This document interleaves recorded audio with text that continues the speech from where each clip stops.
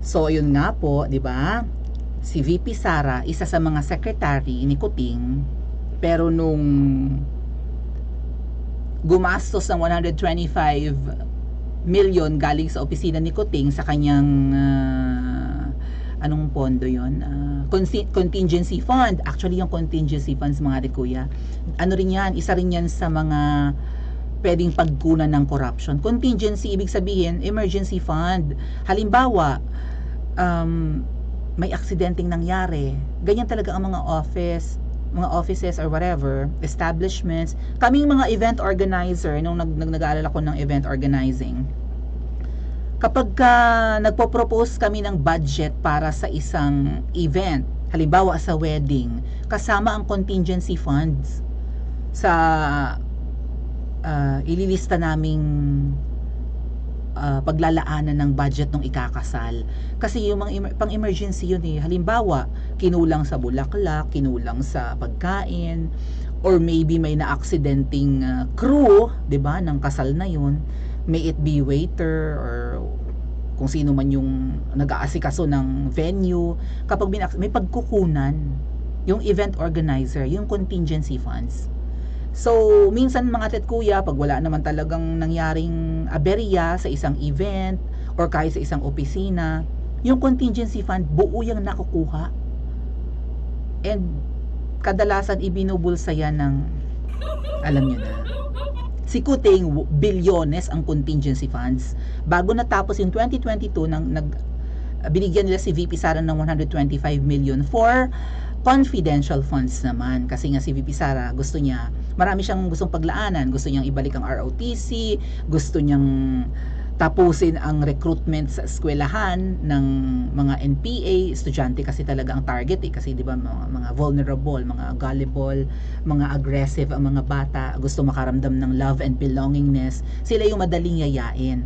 So, nag-request si VP Sara, August pa lang last year, pero binigay December, patapos na, siguro planado rin talaga, bigay natin 11 days bago matapos ang taon, actually yung fiscal year.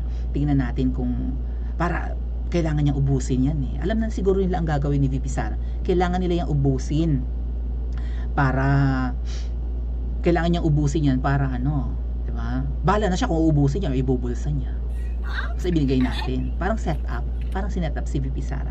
But among the secretaries of PBBM, so far si VP Sara lang ang parang ang tingin natin ang trabaho niya maayos.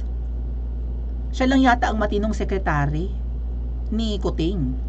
Eto nga nagwaldas bilyon-bilyon. Kay VP Sara 125 million gusto nang ipa-impeach. Ito bilyon-bilyon, anong balak ni Kuting? Ngayon, bukod sa impeachment na mukhang nag-fail, parang plan B ng mga kongresista na pinamumunuan ni Tamba. Plan A yung impeachment, hindi natuloy, hindi nagusto ng taong bayan, nabuking, nabulilyaso. Paano mo i-impeach si VP Sara? Ano ang kanyang violation? Alangan namang sabihin nila yung 125 million winaldas. Pwede ba nilang hingin yung audit ng 125 million? I don't think so. Confidential nga eh. Baka sa pinaglaanan ng budget na yun, may mga pangalan doon, di ba, na tinitiktikan tapos ibubulgar ni VP Sara. Di nabuking kung sino yung mga tinitiktikang mga NPA na teacher or kung sino pa man, di ba? Or mga tinitiktikan nila sa NTFL or whatever. And kung paano nyo ginastos yun, hindi rin naman talaga ino-audit ang confidential funds eh. Kung talagang avenue for corruption din ang confidential fund, just like yung mga extraordinary expenses, yun talaga yung avenue for corruption. Bakit may extraordinary expenses ang mga kongresista? Diba? Ay kung gusto nilang bulat-latin ng confidential funds ni VP Sara yung 125 million, at inalisan na nga siya ng confidential funds para palabasin na ay kukurakutin mo na, hindi na bibigyan siya next year, di ba? 2024 wala na siyang confidential funds, hindi na ini-insist ni VP Sara. Dahil sabi, sige, kung pagbibintangan nyo rin lang naman ako, we can live without confidential funds naman anyway. Pero syempre mapipilayan si VP Sara. Plan A yung impeachment, pinalalabas na kurakot. So ano Kuting, itong appointee mo, hindi to kurakot, bilyones kumpara sa millions, di ba? Plan A ang impeachment, hindi natuloy, nabulilyaso. Plan B nila, ICC. Sino ang kakalad ka rin ng ICC, iimbestigahan and eventually kakalad ka rin? PRRD.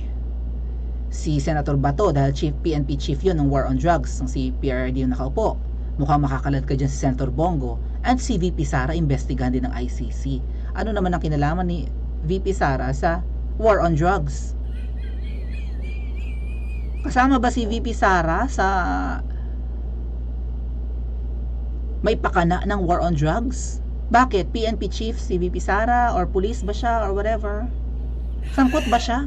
May mga pinapatay ba si VP Sara during war on drugs? Nasaan ang proof ng mga makakaliwang grupo na yan na nagbibintang kay VP Sara?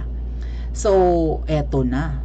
Rumesbak si VP Sara sa nagbabalak ng mga, kung isa si Benny Abante, yung topic natin kagabi, nagbabalak na papasukin dito ang ICC, right? Benny Abante, tas may isang bagets-bagets, Rodriguez yata, Rodrigo Hernandez yata, yung mas bagets-bagets kahapon na topic natin, nagpo-propose sa papasukin ng ICC dito para mag-imbestiga.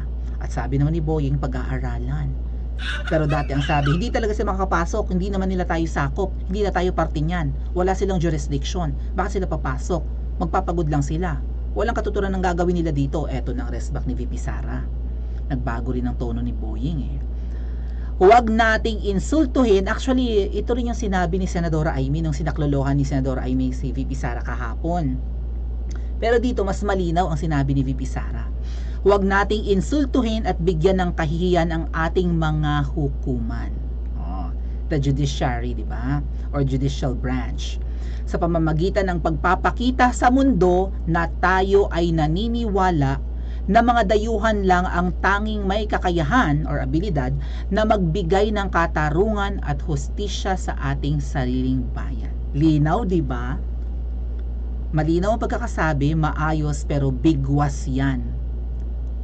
So, kahit hindi katalinuhang Pilipino, marirealize mo, oo nga no, bakit kailangan natin ng ICC? Hindi ba natin kayang ano ang trabaho ng mga huwes na yan at mga hukuman ng Pilipinas? Hindi ba nila tayo kayang bigyan ng hustisya?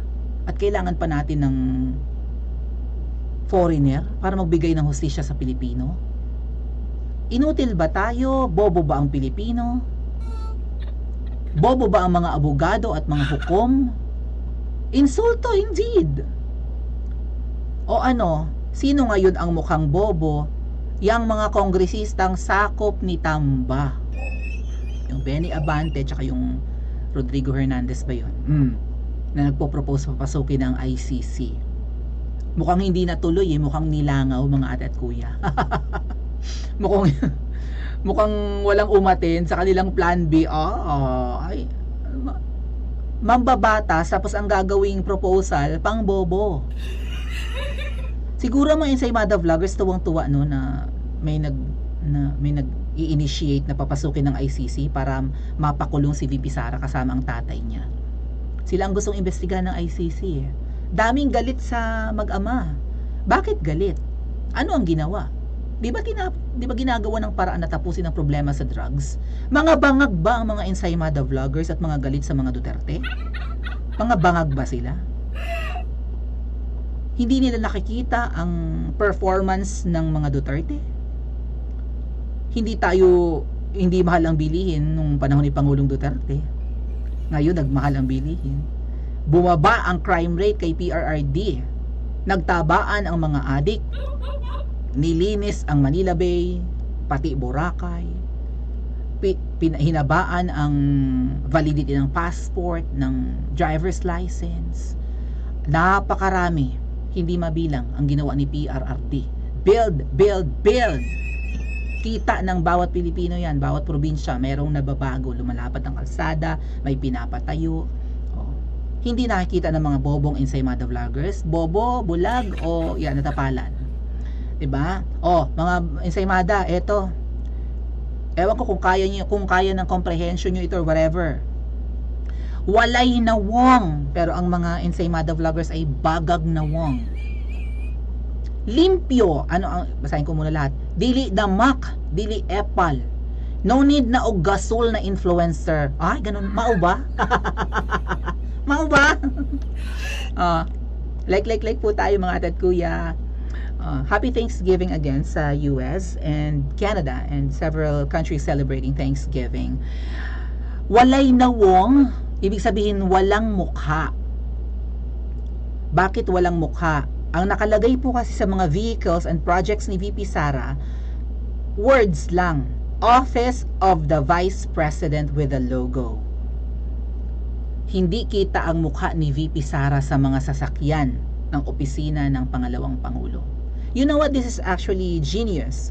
Kasi, if ever na matapos yung term ni VP Sara, yung susunod na pangalawang pangulo, mapapakinabangan tong mga projects niya. At baka yung pumalit kay VP Sara, kapag nabudol ulit tayo, idikit naman ang mukha nila sa mga sasakyang ito. But VP Sara is not po, 'di ba, printing her face and image dito sa mga sasakyan at sa kanyang mga project. Hindi katulad ng MR ang initials. Sino yung MR? Hindi daw makapagpakulay si Ate Joan. Naku, sayang naman. Pampahappy sana sa Principessa. Limpyo, ano ibig sabihin? Malinis. Kasi nga naman hindi madawag ang design ng mga sasakyan, di ba? Neat tingnan, pati siguro yung trabaho, organized. Ayun, yung mga kanilang mga relief goods. Ano pa? Dili damak, hindi salahula. Bakit? Mukha bang salahula si Tamba? Dili epal. So epal, ibig sabihin, makapal ang mukha. Ang mukha ay nakadikit sa tarpaulin, sa stage, sa sasakyan. Ay, parang kilala ko na yung tinutukoy. Si Tamba yun Pati din yung butod. Di ba meron si butod na ano, na project na ano yun, yung parang mobile, ano tawag doon? Kind of a medicine thingy. Mobile, parang konsulta thingy. May bus at may mga sasakyan ganun si butod, di ba? Kung gusto mo magpa-blood test, drug test, kung ano man, doon sa mobile thingy ni butod. Nakabalandra din ang mukha ni butod doon, super edited, payat-payat, kinis-kinis. 'Di ba?